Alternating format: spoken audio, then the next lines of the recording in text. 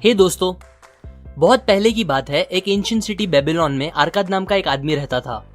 वो बहुत ही दयालु था, खूब सारे पैसे दान करता था और बहुत खर्चे करता था, पर फिर भी उसकी दौलत हमेशा बढ़ती ही रहती थी, इतनी कि वो उसे खर्च भी नहीं कर पाता था। एक दिन उसे उसके पुराने दोस्त मिले। हैरान परेशान दोस्तों ने अरकाद से पूछना स्टार्ट किया कि अरकाद, तुम इतने खुशकिस्मत कैसे हो? आज तुम बेबीलोन के सबसे अमीर इंसान हो, जबकि हमारा 2 वक्त की रोटी कमाना मुश्किल है। तुम सबसे महंगे कपड़े पहनते हो, अच्छा अच्छा खाना खाते हो, जबकि हम सादे कपड़े और सादे खाने से ऊपर सोच भी नहीं सकते। पर एक टाइम था जब हम सब एक जैसे ही थे, एक ही टीचर से पढ़ते थे, एक ही गेम खेलते थे। तब तुम हमसे बेहतर नहीं थे, ना तुम में कोई एक्स्ट्रा हुनर था। हमने मेहनत भी सेम ही की। फिर बताओ अरकाद, क्यों ऊपर वाला बस तुम पर मेहरबान हुआ, हम पर नहीं? ये सुनकर अरकाद ने कहा, मैं जरूर बताऊंगा मेरे दोस्तों। ये सब इसलिए है क्योंकि तुम लोगों ने इतने सालों में दौलत बनाने के असली कायदे नहीं सीखे, या फिर शायद आप लोग उन्हें भूल गए हो। सो मैं तुम लोगों को ये कायदे सिखाऊंगा अपनी खुद की कहानी बता के। ये सब तब स्टार्ट हुआ जब मैं काफी जवान था। मैंने आसपास की सारी अच्छी चीजें देखी और ये समझ लिया कि दौलत इन चीजों के लिए बहुत जरूरी है। दौलत ताकत देती है। सो मैंने उस वक्त डिसाइड कर लिया कि मैं इन अच्छी चीजों से अपना हिस्सा लेकर ही रहूंगा। मैंने शुरुआत पत्थरों पे लिखने के काम से की। मैंने महीनों खूब मेहनत से मिट्टी के टैबलेट्स पे लिखने का काम किया, पर मुझे कोई प्रॉफिट्स नहीं दिख रहे थे। मेरी सारी कमाई खाने, कपड़े और सारी चीजों में खत्म हो जाया करते थे। एक दिन अल्केमिस्ट नाम का एक मनी लेंडर मेरे पास आया। उसने मुझे मिट्टी के टैबलेट्स पे 9th लॉ लिखने का काम दिया और कहा, अगर तुम ये काम 2 दिन में खत्म कर दोगे तो मैं तुम्हें कॉपर के 2 एक्स्ट्रा सिक्के दूंगा। ये सुन के मैंने जोरों से काम करना स्टार्ट किया, पर जब 2 दिन बाद अल्केमिस्ट वापस आए तब तक काम खत्म नहीं हुआ था। वो बहुत गुस्सा थे।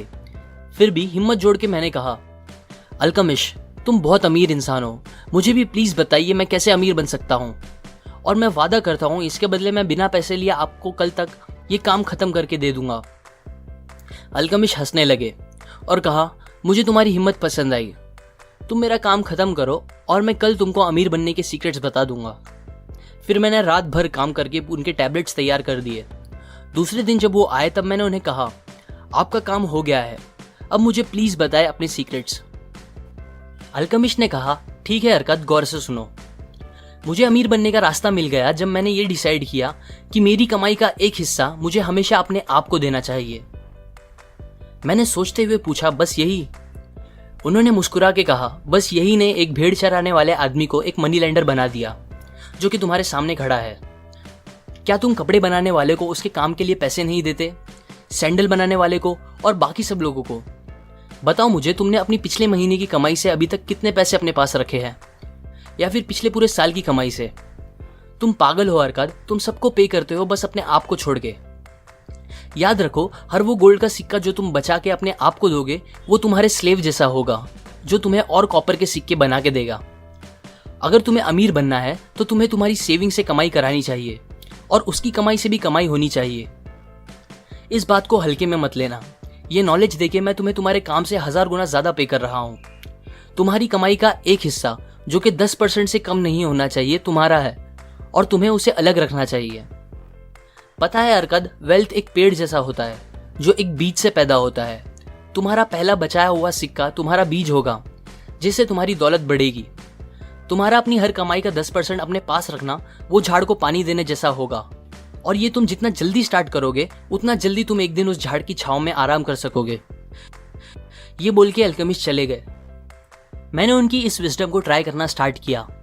मैं अपनी कमाई का 10वां हिस्सा साइड रखने लगा। हैरानी की बात यह थी कि मुझे ऐसा करने से ज्यादा प्रॉब्लम नहीं हुई। मैंने एडजस्ट किया और पूरे 1 साल ऐसा करता रहा।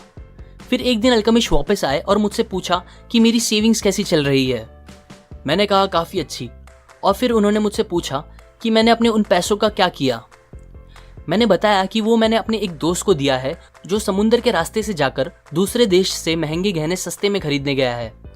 हम वो गहने बेबीलोन में महंगे बेच के ज्यादा पैसे कमाएंगे। उन्होंने मुझसे पूछा कि मेरा दोस्त क्या यही काम करता है। मैंने कहा, नहीं, वो तो ईंट बिछाने का काम करता है। अल्केमिस्ट बहुत गुस्सा हुए। उन्होंने कहा, तुमने बहुत बड़ी गलती कर दी। तुम एक ईंट लगाने वाले इंसान पे कैसे भरोसा कर सकते हो कि उसे गहनों की अच्छी जानकारी होगी? क्या तुम एक बेकरी वाले से जाकर सितारों के बारे में पूछोगे? नहीं, तुम एस्ट्रोलॉजर के पास जाओगे अगर तुम में थोड़ी भी अक्ल हो तो। तुम्हें किसी जौहरी या सोनार को यह काम देना चाहिए था। खैर, इंसान गलती करके ही सीखता है। अब तुम फिर पैसे जमा करना स्टार्ट कर दो। ये बोल के वो चले गए। अल्केमिस्ट की बात सही निकली। मेरा दोस्त दूसरे देश में जाके उल्लू बन के आया था। उसने उन पैसों में नकली गहने खरीद लिए थे और हमारे पैसे डूब चुके थे। पर मैंने हार नहीं मानी और फिर से शुरुआत की। 1 साल और बीत गए। इस बार जब अल्केमिस्ट वापस आए तो मैंने उन्हें बताया कि इस बार मैंने अपने पैसों से पीतल खरीदा और उसे ढाल बनाने वाले को दे दिया, जो मुझे कुछ महीनों के गैप में प्रॉफिट का हिस्सा दिया करता है।